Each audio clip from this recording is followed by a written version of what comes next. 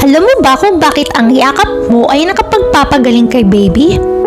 Ang katawan mo ay ang the best incubator. Weeks ago ay sinelebrate namin ang Kangaroo Care Day 2025. Ano nga ba ang Kangaroo Care?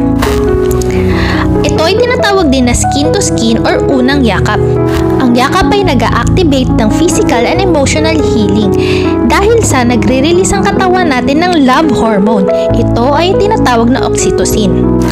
Binubus nito ang trust, bonding, and emotional safety na nagre-reduce ng stress at nagpapakalma kay baby.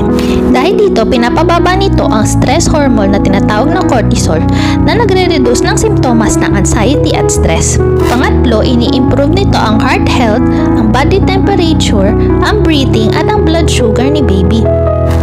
Pang-apat ay binuboost nito ang immunity. Ang physical touch ay nakakapagpalakas ng ating resistensya at nakakatulong para mag-colonize ang good bacteria kay baby. Pang-lima ay nakakapag-reduce ito ng loneliness. It will make you feel seen, valued, and emotionally connected. Number 6, it improves successful breastfeeding at nakakapag-reduce ng postpartum depression. Number 7 ay pinopromote nito ang brain development and emotional intelligence na pwede nating talakayin sa ating mga susunod na mga vlogs.